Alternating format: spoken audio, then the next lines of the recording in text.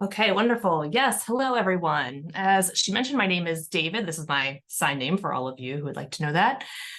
So today I'm going to go through a couple things of discussion. I'm going to focus on current and historical language use. However, most of my research has been done sort of prior and it's from a separate time. So I will be looking through some of those details on signs and, morphology, other pieces of the language, how it developed, how the discrepancies came to be and how those emerged, and how it's kind of become its own dialect and any other research that is associated with that. So, I'll talk a little bit about the funding and things that have gone to support that research and just in general about what those findings are. So this generation, we have a lot of mainstreamed children, right? So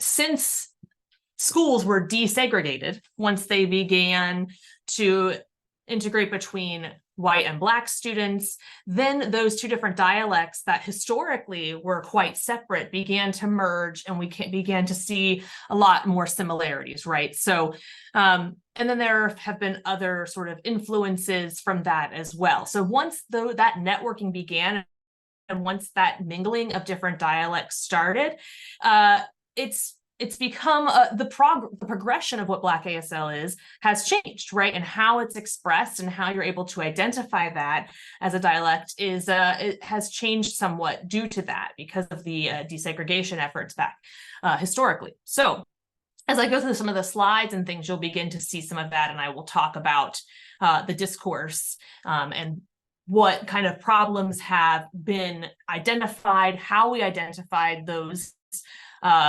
points of discussion, and then what further research there is yet to be done in the future.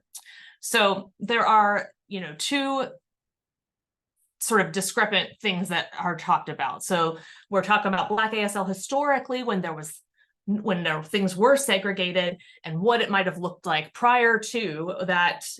When we were talking about discrimination efforts and down in the South and how that may have influenced the language and the how language was acquired, what that vocabulary was used, what dialect emerged from that.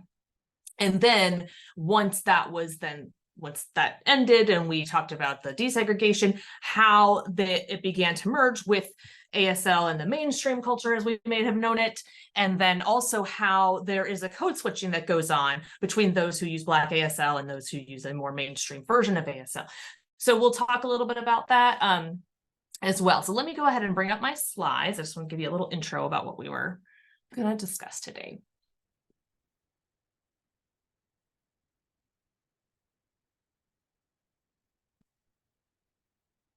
And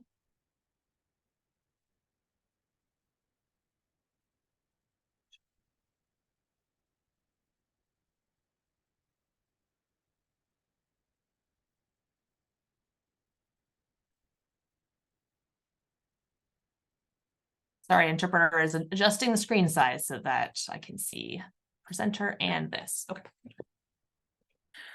Okay, great. Thank you for your patience.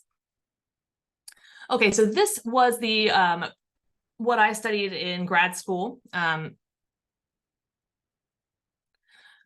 focusing specifically on the class on ASL phonology. So we will look at what Black deaf ASL, what Black ASL starts to look like, what features began to emerge or were accumulated into that dialect, and then what, once you take all of the input that you're receiving from language, right, and how that then emerges in your own linguistic use and how the phonology has then emerged and changed and evolved over the years. So This paper, or this right here that I'm talking about, I published a paper of mine. This is not peer-reviewed venue, but there is free access to this. So I included the link here in case you want to pull this up and read through it. It's kind of a long article, but if you can make it through, this will go through some of that. And I'm going to just touch on it briefly. Of course, I'm not going to be able to give an exhaustive lecture on what was contained within this paper. But if you want to look at that at some other point, there's the link for you. As a general overview, I have a few points of discussion for today. So we'll talk about the hypothesis and the research question that I used or that I focused on for this, the literature review that I went through, what my methodology was for this research effort, what was found, and then a discussion about those findings, the conclusion, where we go from here, etc. Right. So I'm going to just pick a few things out of this. I can't really talk about this, like I said, in an exhaustive nature, just because of the time constraints. However, we'll begin here by talking about the hypothesis and research question. So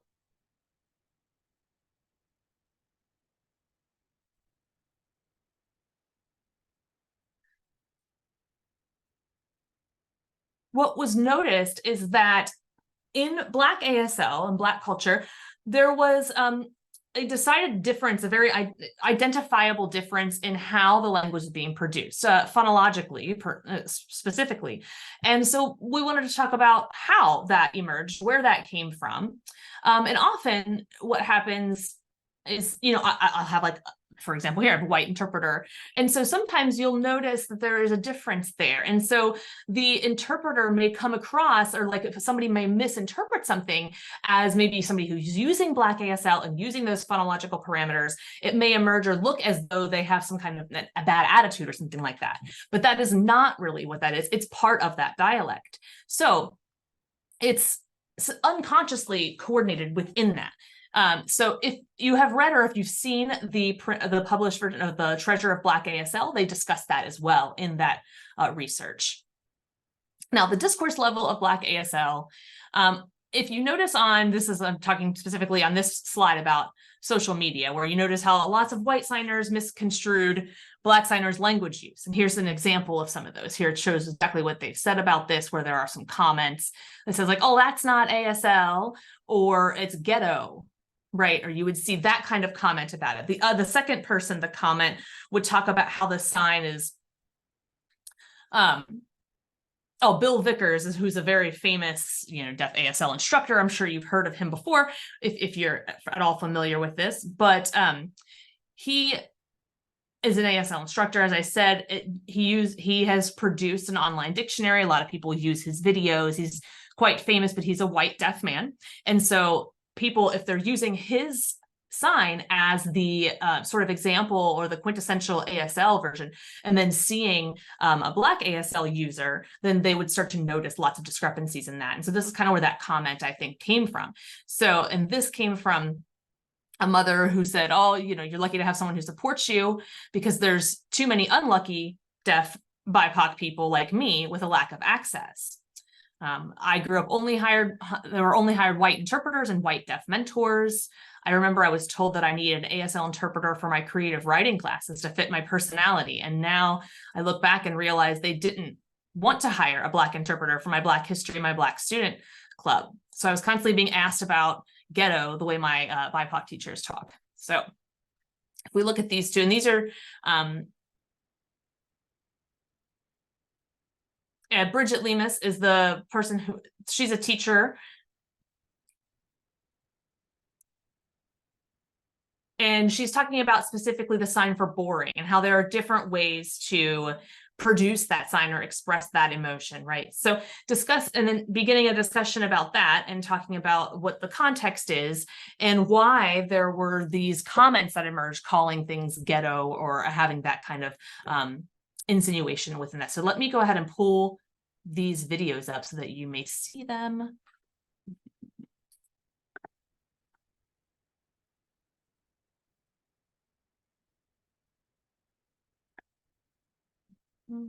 Okay, here we go.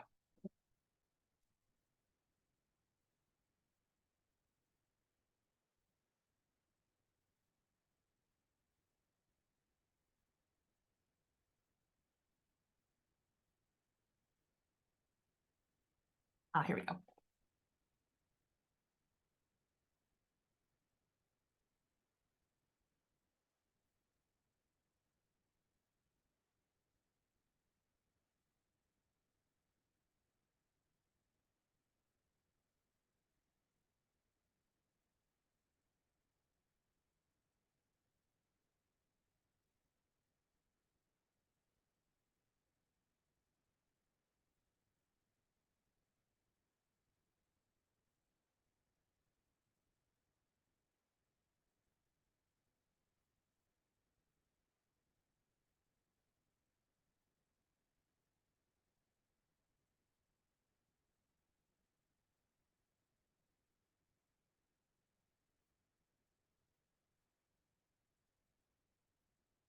But that's the first one. Let me skip to the second video before I do any more discussion.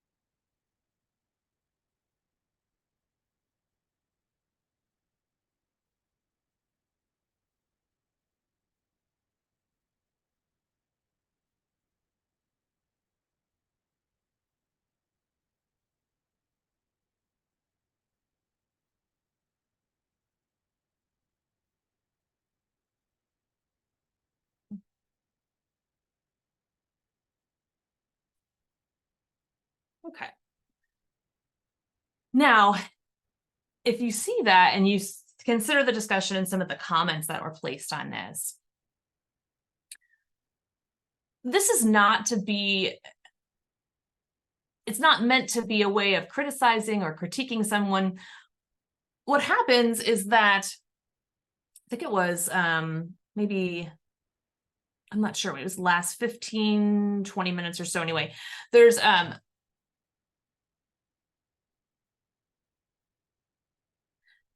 there was a discussion about Black ASL, like an academic Black ASL sign. So it's not that Black ASL is, I guess they were trying to discuss like what that could possibly mean and whether or not that was trying to convey something else. So I linked that information also into my paper when I was doing some of this research. Let me go back to the PowerPoint now here.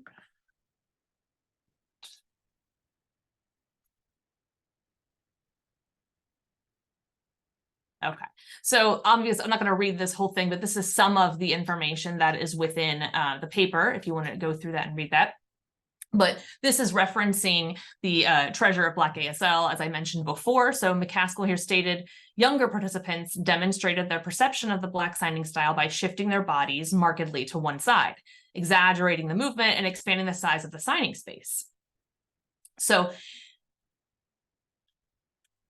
and then in Black Kinesics paper, Kenneth R. Johnson wrote that Black dialect has a different base of development from other varieties of American, even though it's similar to other varieties of American English, and it shares many common features that can be extended to nonverbal communication patterns. So just like you see, or maybe you would hear in African American English, you can see that then being expressed as well manually or in a visual sense in Black ASL. So it's, in some ways, there are some similarities in that between the two of them. So within the Black community at large and also in the Black deaf community too. And then down here, they talk too about this discussion and where there is within a certain group, they might use this dialect freely, but perhaps as the other, as the speaker that we just watched had mentioned, something about having to code switch if in a sort of mixed context. So they've talked about this as well, but then also discussing the eyes of behaviors as like rolling the eyes and neck, giving skin, quote unquote, and poking the lips that are all nonverbals recognized in popular culture as quote unquote Black expressions and are used quite often to parody or to stereotype African Americans. The same is true for the nonverbal behavior known as snapping. It consists of placing the thumb and the middle finger together and making a snapping sound. So you can start to see a lot of these examples emerge and that there are many similarities that carry over from spoken and ASL or visual languages. Here are some expressions that we see, popular cultural expressions of Black Americans here. So we see the guy on the left, these are just little GIFs, so I'm trying to make them play, but you can see that, and this is just a few of, how are thousands of examples that could be, that we could find if we really looked for them. But again, we see this same kind of thing of what they had just discussed within this research. We're seeing that represented here within media and pop culture references.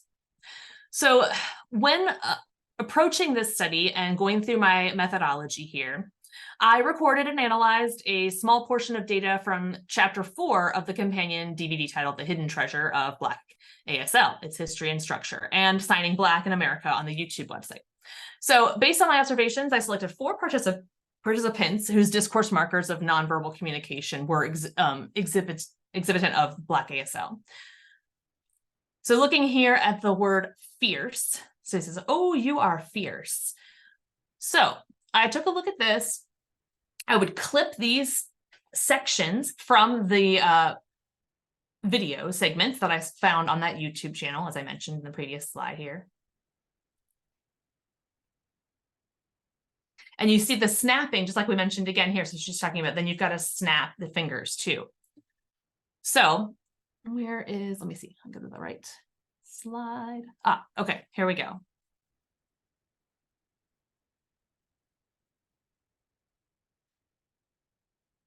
So she's discussing how the discourse within Black culture, hearing culture, and how they speak, how that has then become embedded or become part of visual Black ASL, where you have that head tilt, as I mentioned. So you really it's more of an exaggerated head tilt where you lean to one side and your head tilts in the opposite direction. You have to have those exaggerated pursed lips and then the snapping, like we mentioned from that previous slide. So these are all examples, and you can see them all being represented in this one example and this one sign that she's using here. And then this also, you can see this appear in many other signs, but this was one example. So when doing the research, I was trying to identify examples of this to see if that was coming through. So here we go.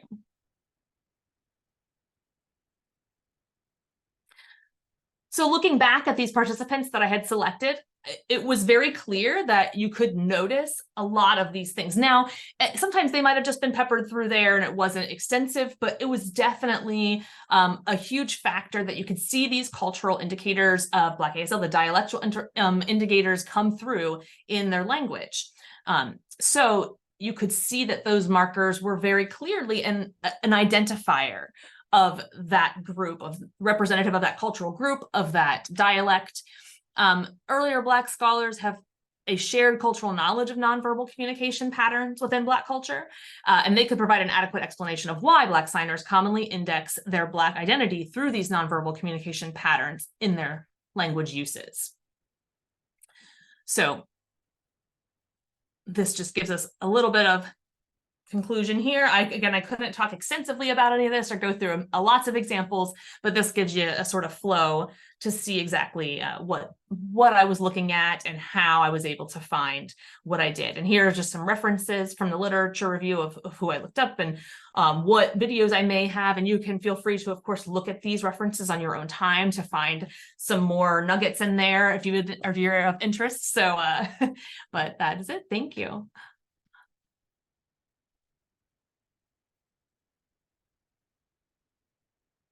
Okay, there we go. So short and sweet, but I'm happy to entertain some discussion if anybody has any questions or comments about the research.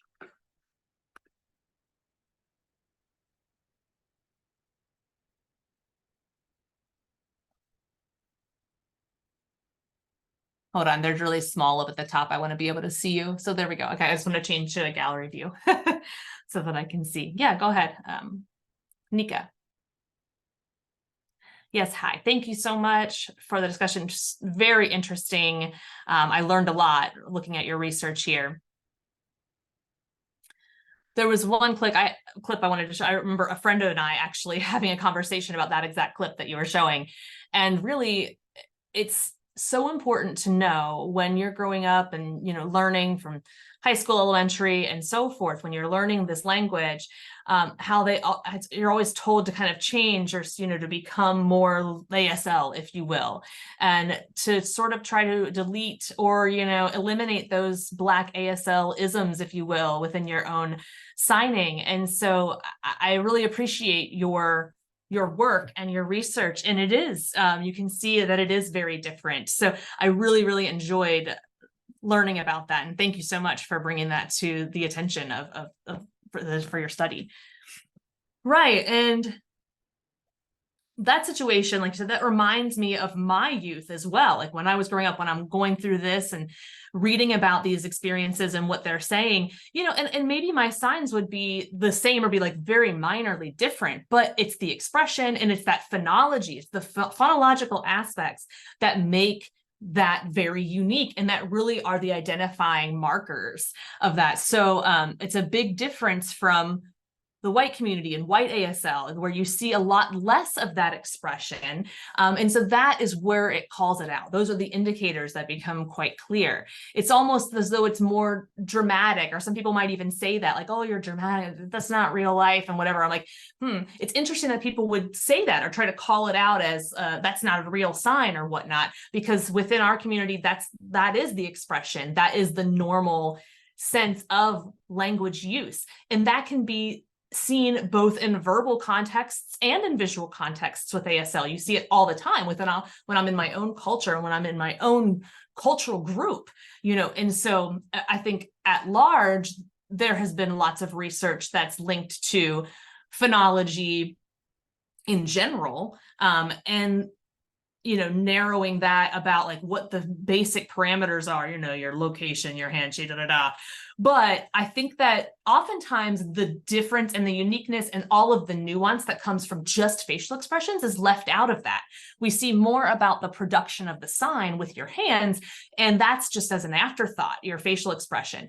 And so this, I think, brings a really good discussion at hand here, where we've got a lot more focus on just the face and what that does to the phonology and how it changes the language, how it makes it a different dialect, how those begin to evolve. So I think that, the research up to this point has seemed to kind of almost ignore that, if you will, or neglect that piece, that cultural nuance that comes into the language. So I think that really that helps us to understand how to interpret for people as well, for people who use those more those phonological features that are not discussed in depth. Yeah. So yeah, I'm glad it was helpful though.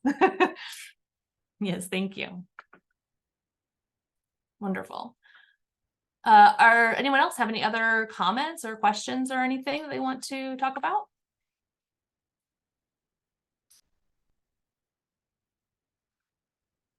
Did you have any questions? I didn't know if you, I just see your picture up, so I didn't know if you had anyone else.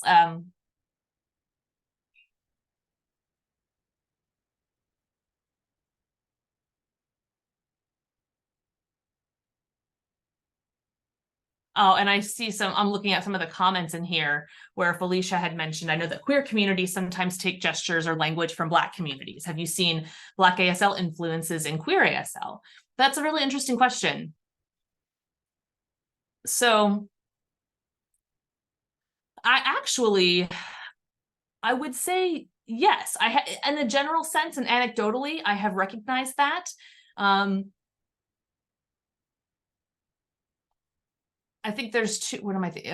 Maybe, right. I think that there's something that I know that I saw about two Black gay men who had this discussion. Now, in general, what is it, like cultural appropriation? That's a huge problem, right? We're seeing that a lot being discussed.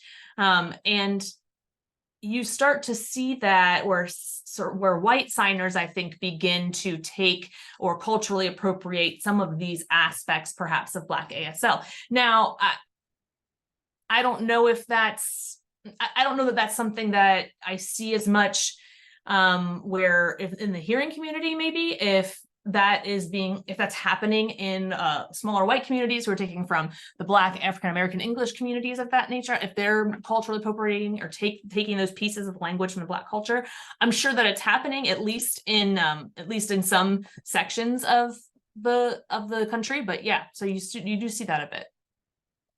Let's see here. And then I am looking down at the other comments. What else do we see here? Looks like Dr. Beatty said white ASL and white deaf culture is what's being taught in ITPs. We really need ITPs at HBCUs. Yes. Yes, I completely agree with that. That is definitely true. We very much need interpreting programs to be established in HBCUs. I know that Nika and some other have begun to demonstrate, have some posts and say stuff about that, try to sort of raise that awareness about the need for more Black interpreters in general. And so far, I haven't seen any formally established program like that. Now, I've seen them offer sort of like ASL courses or sections or something like that at HBCUs, but there's no formal program that's been established that I've seen anyway. But in the Black community desperately needs to get involved, I think, specifically with Black deaf people in figuring out how these programs can be erected and how we can start to see some more representation in the interpreting community. So I noticed that there are some areas that maybe have a relationship with the Black deaf community, but I think that maybe that needs to be enlarged, and you're right. I think there is some kind of joint effort in terms of supporting or raising awareness to establish those more formalized programs at those types of institutions. But I definitely agree that we do need that for sure. I think there's been a lot of misunderstandings, as I mentioned sort of through my presentation, because of the lack of that knowledge. So definitely. Let me see here down. I see Kendall has made a comment as well. Oh, I'm sorry, I spelled your name wrong. Kendall, there we go. Says, I know there's some regional differences, specifically lexically in spoken African-American English. I don't know if the same is true for African-American English gestures, but have you noticed, even impressionistically, regional differences in the Black ASL embodiments? You know, that's a really great question that I don't have an answer to. There hasn't really been any research, or not any formal research anyway, into that exact question. So that would be hard to answer. Now, we could place bets on that. I would, venture to say that that is true, that yes, there is, but there's no research to support that at the moment. Awesome. Great questions. Let me see if I missed anything else in the comments that were higher up. Nope. Okay, I think that's it. So yeah, if any other discussions that you have, I'm happy to, oh, I see we have a question in the room.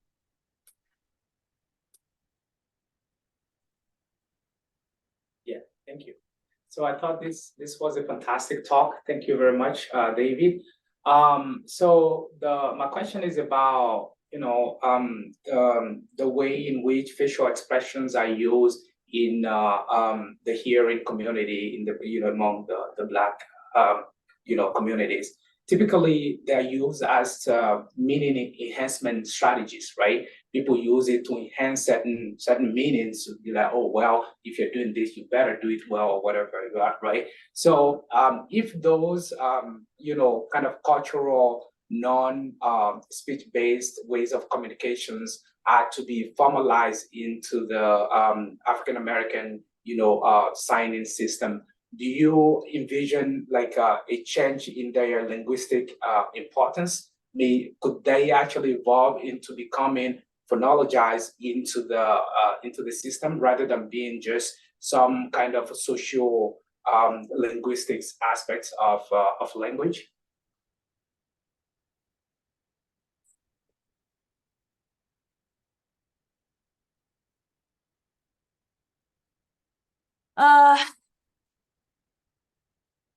So that's a great question. So interesting. If you look at, you could probably just Google anything, paralinguistic features or I think it's paralinguistic features and things of that nature. If you were to look at some examples on there, you'll see that facial expression is extremely important in trying to understand how people are communicating. And this is not just specifically in that community, but anywhere when you're communicating with the doctors, communicating with patients or something of that, right? There's been a lot of, I think, psychological research on that and the use of facial expressions and how it makes a difference in the communication and how you're getting that information across. So it's interesting that they talk about the importance of that, but right, that it's not formalized as a part of the phonology of that. Now, in the linguistics world as a whole, whether hearing or deaf, like what the criteria is to be considered, a phonological marker or something, and what those views are, that's hard to say. I only have my master's, so maybe that's a PhD study for me or something, just determining how they fit that criteria. How do they determine when something is a phonological property or not, especially when you're talking about a spoken language. So I think that it becomes more of a contextual thing. And as you said, it's used for enhancement and it goes along with the language, but perhaps is not embedded as a piece of the phonology of that. So as right now, I don't know, I haven't seen anything research-wise about that, but I do know that would be an interesting thing to discuss. And I see it's oftentimes, I think, interpreted in a more negative way, right? People who use a lot of facial expression, it's misconstrued as though they're angry or that they're got an attitude or that they're ghetto in the case of these videos that I showed you, right? Or something like that. So it's interesting how the social perspective is of it versus what it means linguistically. Yeah, I see another comment here. Oh, another question if time permits, right? So,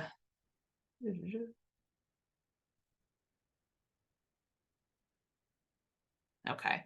So I'm having my okay. You mentioned Kenneth R. Johnson, who I know mentions Gullah Geechee in one of his articles. And since I work in the Gullah community, I was curious if you know any research that has been done on Black ASL in the Low Country. Okay. I am not aware of any formal research that has been done on that. So unfortunately, I don't have an answer for you there. But I know the Black ASL project was led by Dr. McCaskill, who I mentioned or referenced in the slides, also Dr. Joseph Hill, and I think there was 3 or 4 researchers. Anyway, so there was it was a team-led research effort back in 2012. I want to say, well, obviously the research would have happened prior to that. It was published in 2012, so whatever leading up to that. And I think that they had interviewed or taken data from 18 different states. And so they would have, I think, researched maybe 4 or I don't know, maybe they took research from 4 or I don't know, maybe they ended up actually taking that research and embedding it within their publications for like 4 or 5 states. I think that the original methodology planned for 18 and something about funding or whatnot, but they researched over the 4 to 5 states. And I know that Joseph Hill, for example, he went into a very long, in-depth discussion about why they chose those areas, what that included, who those speakers were, what those areas were, then how they were linked to whatever. But he does a very in-depth discussion about that, about their data collection efforts and what where their data came from and why they chose that and things and the people that were involved. So I think that, there weren't many people. I mean, they tried to isolate it or narrow it to something that could be easily definable. And so I think that there were not that many people to interview, but they selected very purposefully the people who were included. And actually what I can do is I'll go ahead and that Treasure of Black ASL, that book, I know that they do a great detailed discussion about that. And I didn't obviously talk about it in here. I only made a couple of references to it, but I will put it in the chat in case you want to look that publication up and read more about it, because he would have a better answer for you from that.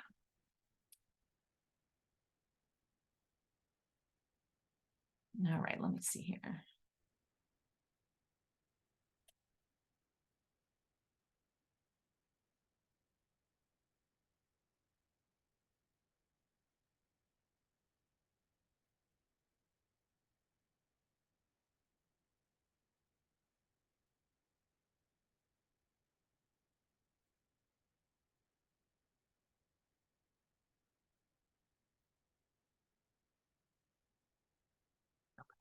I went ahead and posted this on here. So that, let me put the other one, Signing Black America as well. I'll give you the link to both of those.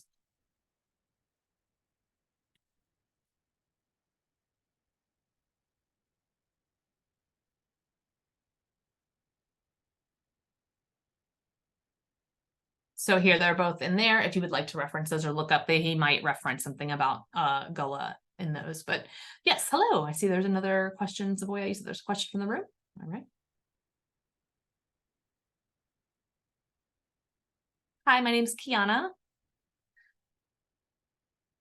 I do have a question for you. Let me see here. There we go. That's better.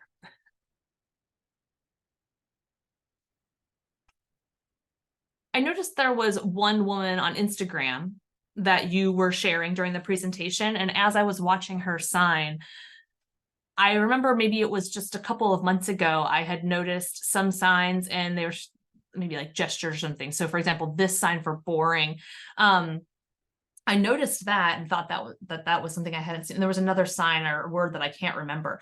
But looking at some of those examples, I'm wondering if something like that, is that specific to Black ASL, if that's more of a gesture or it's hard to explain exactly, I think, what I mean. Is that like a quote unquote, like normal sign or something that you would see?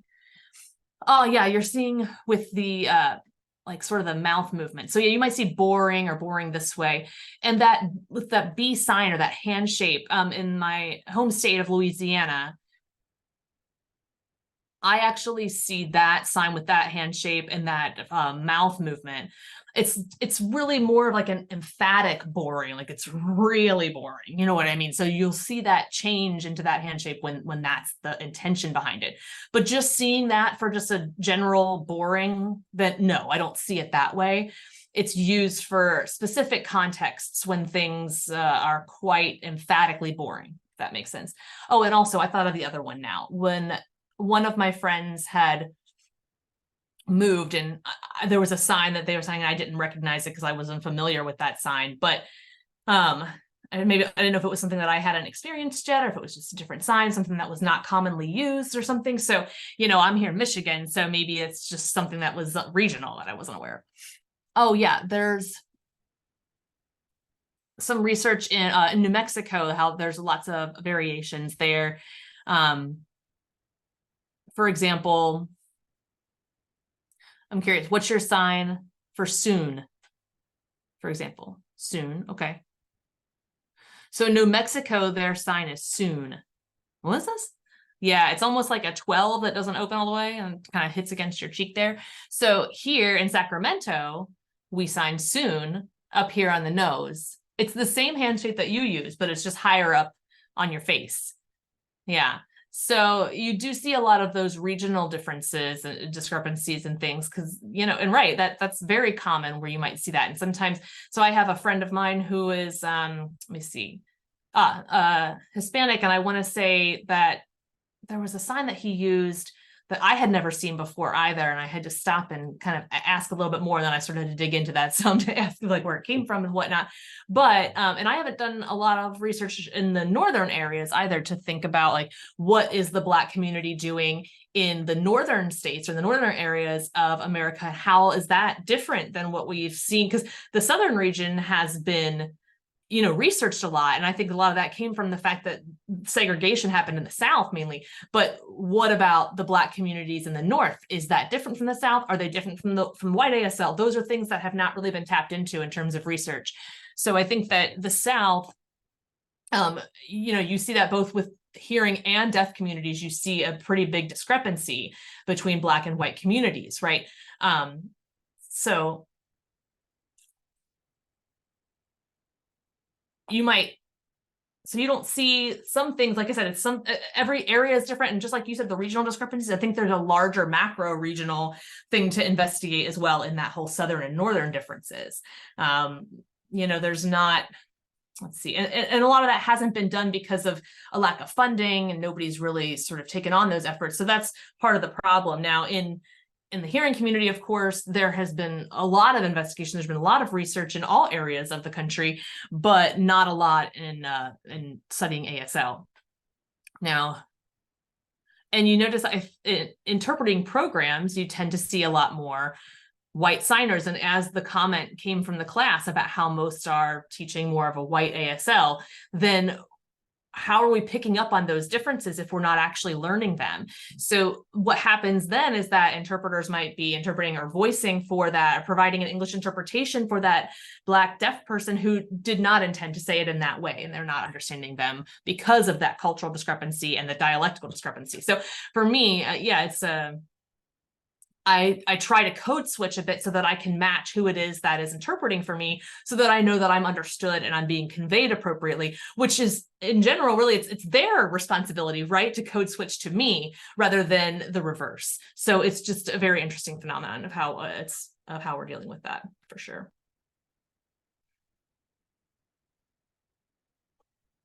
All right, any other questions? Anything else I can? Oh, I see another comment in here. Let me see. Okay, so can you give a little more or little information about your experience in your graduate program studying this topic? Any pushback that was received? Did anyone suggest you drop this topic and focus on something else? Honestly, New Mexico, it was great. Really, my experience was amazing. So New Mexico, I think that because there's a large Hispanic population or Latina population there, it's different than, like New Jersey, which was fine. But because of the bilingual nature of the state, I think that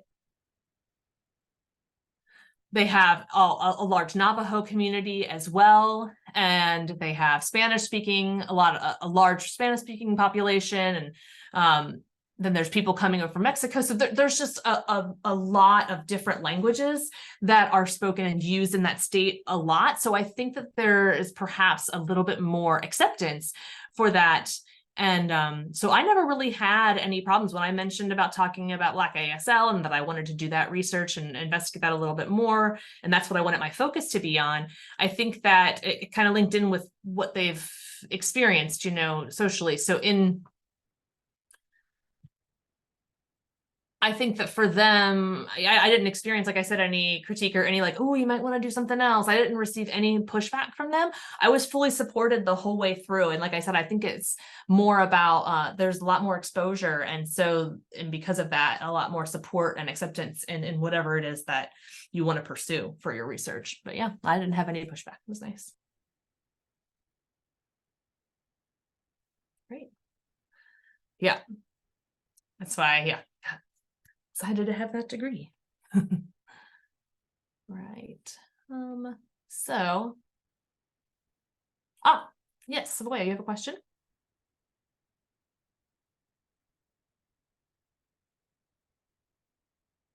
There you go.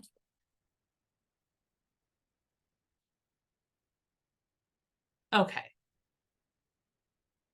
So I'm currently in a PhD program. And I'm studying the difference between gestures between deaf and hearing and how they are used different. Oh, well, that's a really interesting research. I'd be fascinated to hear more about what you find out. So I will, I'd be happy to share with you. I've done a lot of the data collection and things. But anyway, so recently I started doing this.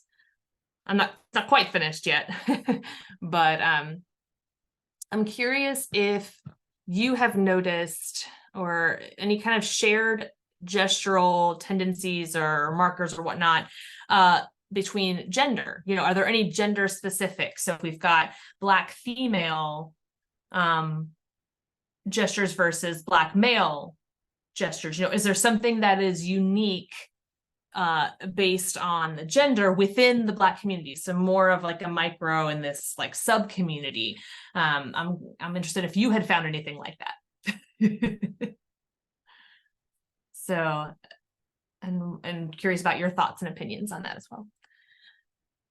That is another, gender is a big topic in linguistics and variation sociolinguistics, particularly so in the queer community as well. So when you start to think about that, and specifically though, in the context of Black culture, again, I would say that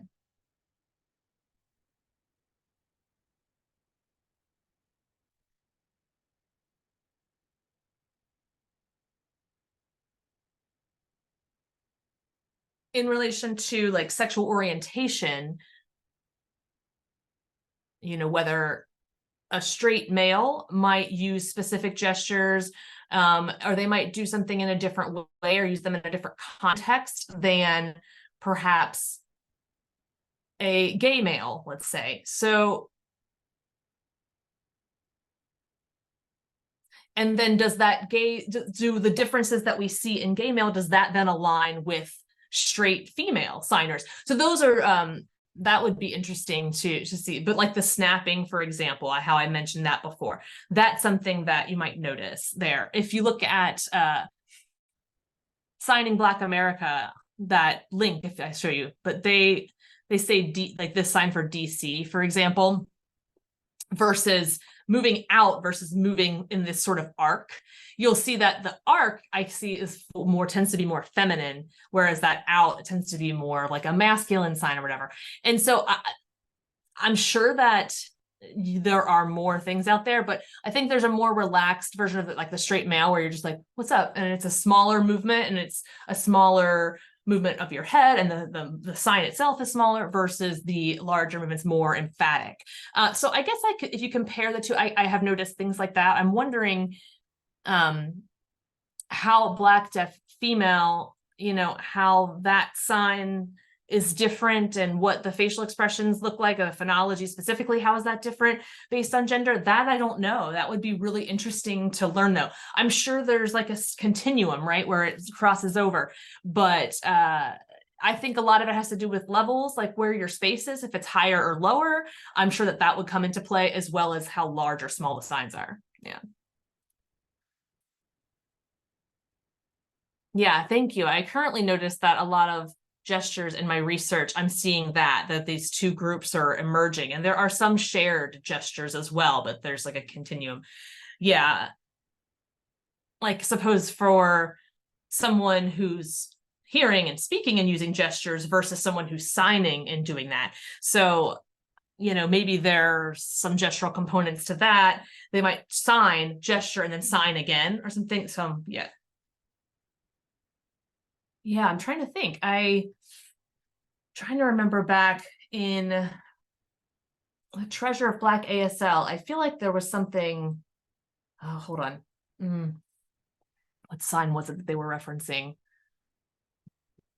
I'd have to look back. I can't think of it right now at the moment. But I remember it was in relation to like the sign for what's up, I want to say. So the various head nods that would go into it, whether it was one-handed or two-handed, there were a significant amount of variations with that, and like where one would choose to go one way rather than the other, and how that tended to be grouped based on like gender or whatnot, or like with my bad as well, that sign, my bad. That was another one that they discussed too, where either it's like an open hand or that fist shape. So it's just, you see some of these differences. And I've noticed too with Black males would just say my bad with that open hand like this, right? And then you see that too with, you see it kind of the same with hearing culture, I think, as well, where you might see that gesture come up with a Black male who's saying, oh, my bad. They'll just like pat their shoulder. And then you'll see the Black deaf person use that same gesture. So I think that there is some kind of carryover, some parallels there between the gestures of like Black hearing males and Black deaf males who are signing. You know, there's just so many, and then there's so many regions, and there's so many questions, you know, I mean, the amount of research that has not been done but needs to be done is quite large. But that's a very, I would be really interested to see that comparison and what you find. That's really cool. So I hope that, you know, I hope you publish something, and when you do, let me know. I want to read it. Try to raise some awareness too. I'll be happy to send it to my friends and colleagues too, to get to have them read it as well. Thank you. Yeah, I appreciate that. Thanks. I think we probably have time for one more question, if anyone has one. Yeah, great, bring them on.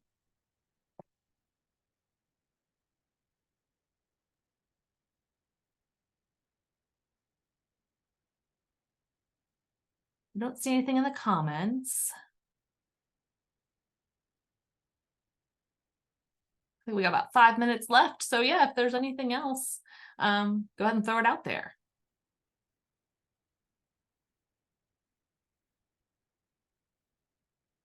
Oh, I guess one thing that I could add to while we have these few minutes, another great way to investigate this, if you go to the National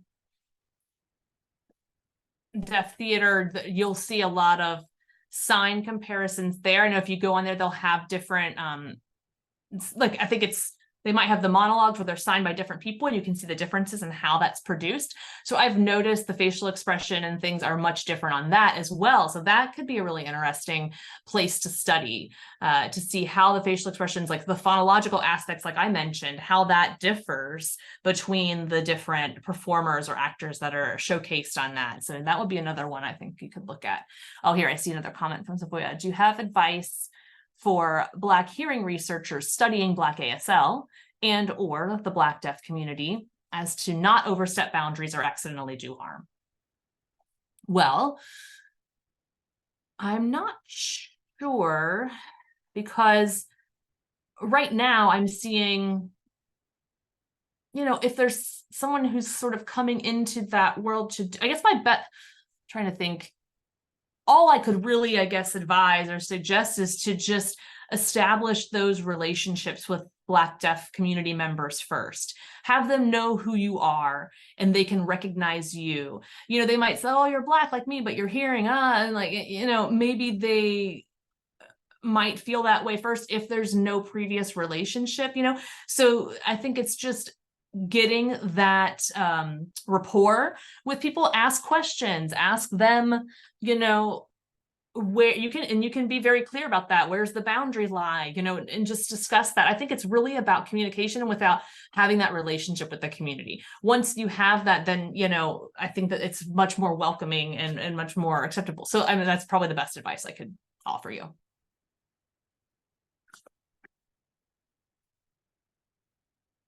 Great. You're welcome. All right. Yeah, if there's anything to add or anything else to add, otherwise.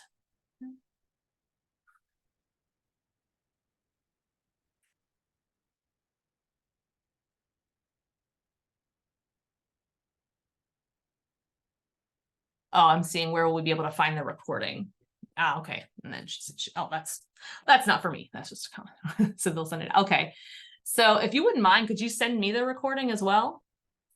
That'd be great. I would love to send it out to my friends and my colleagues as well. Excellent. Thank you. All right. Well, yeah, thanks for inviting me. I've enjoyed it. Thanks so much. Bye. Yes. Thank you.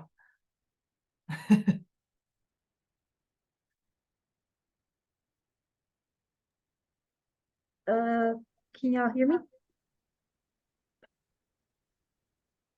Yep. Sorry, it was echoing. This is Savoya speaking. Thank you all so much for joining us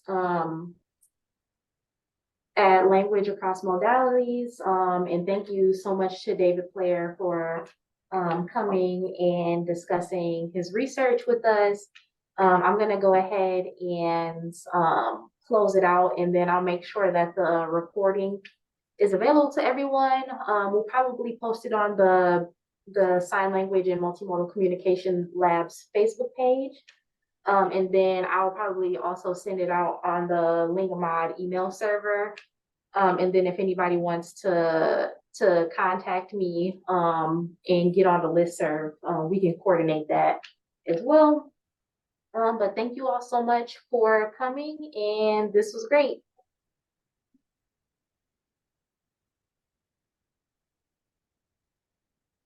Thank you. Have a great day. And thank you to the interpreter too. Sure. My pleasure.